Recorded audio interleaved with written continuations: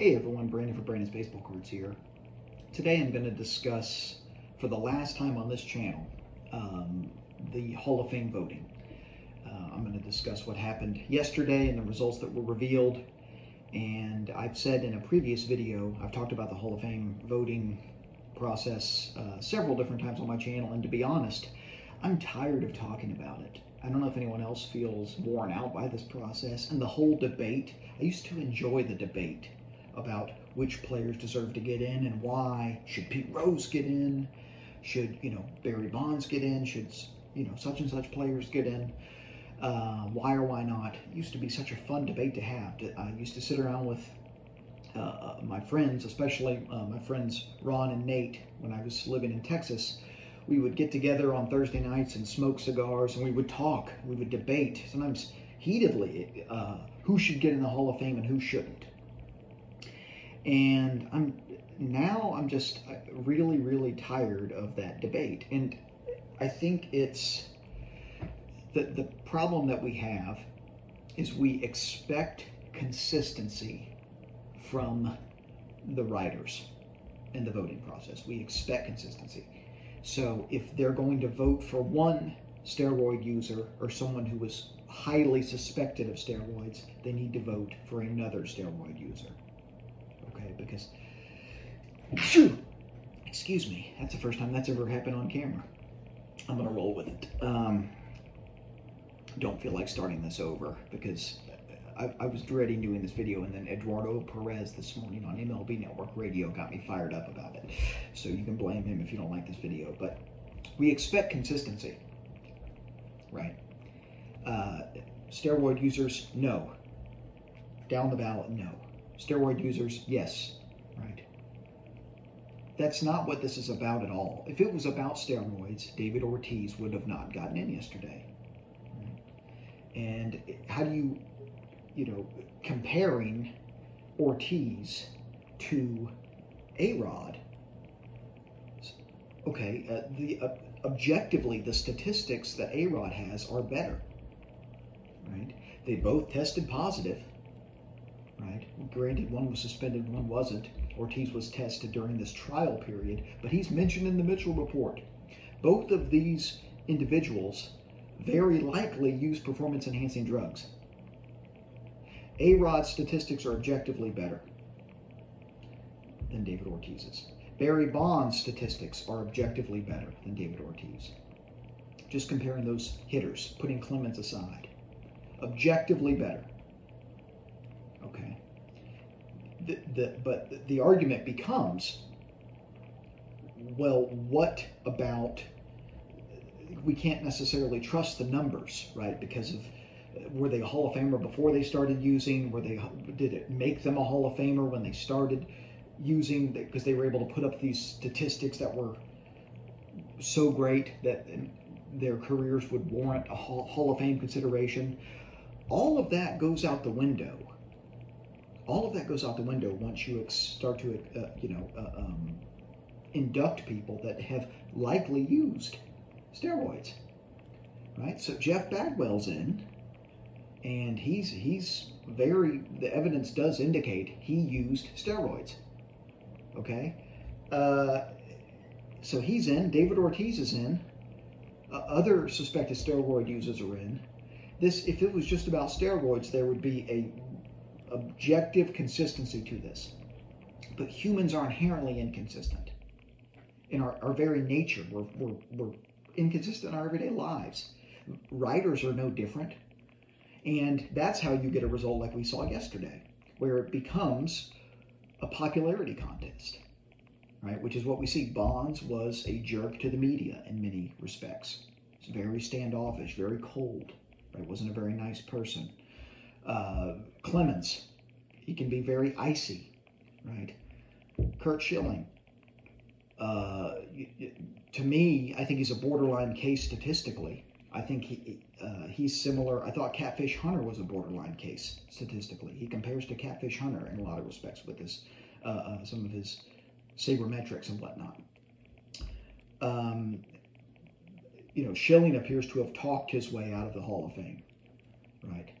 And to me, that's a little bit of a separate issue. Schilling's a whole other animal, because he's flat out, said repugnant things. Tweets have been offensive and way outside the bounds of fair taste, supporting the January 6th insurrectionists and just ridiculous stuff, offensive stuff, right? Horrible things about Muslims and the transgender community and stuff that, you're a ball player, dude. Stick with what you know and keep your offensive politics to yourself, okay? Keep it to yourself. But even with his offensive politics,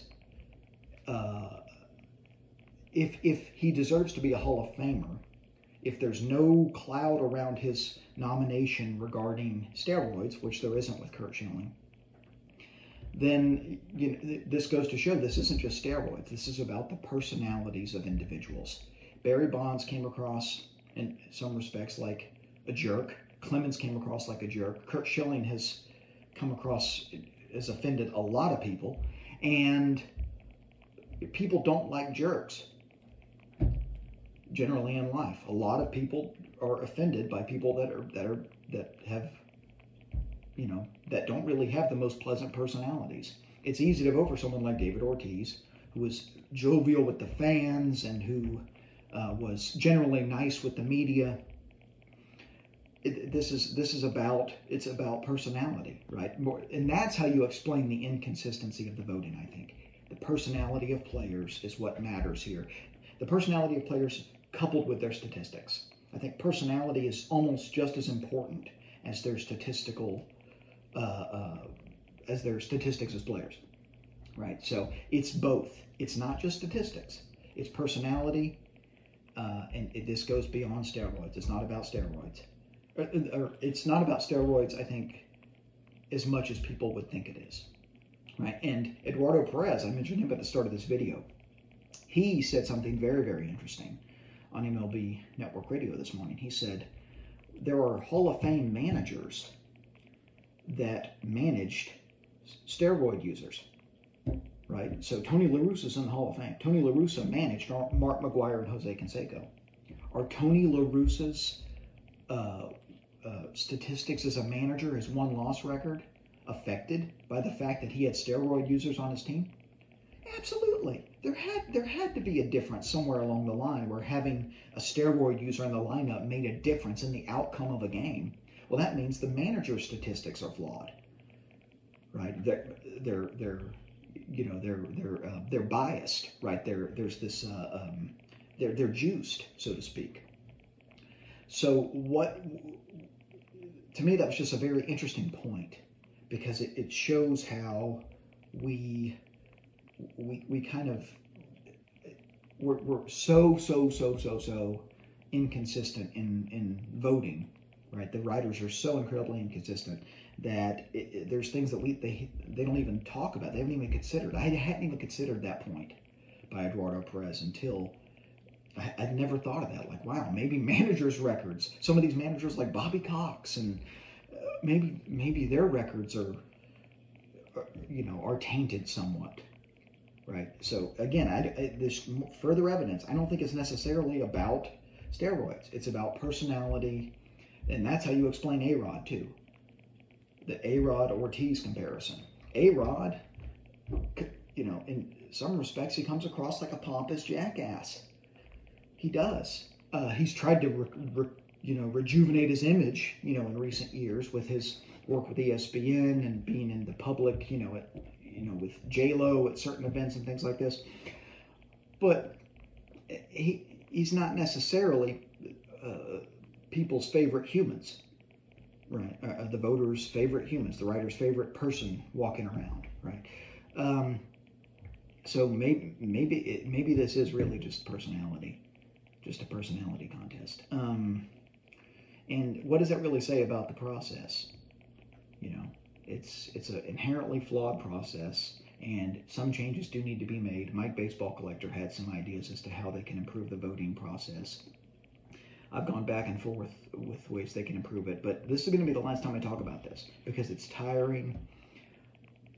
It used to be, like I said at the beginning, it used to be fun to talk about this.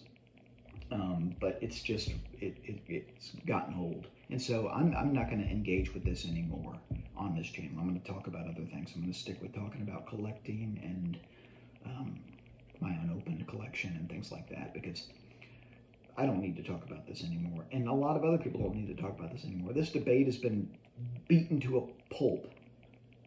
So let's move on, everybody. I mean, do what you want with your channels, but I will not be discussing who should and should not be in the Hall of Fame on this channel anymore. With that, I hope you all have a great rest of your day, and I'll be back with another video soon. Keep collecting vintage and open baseball, everybody.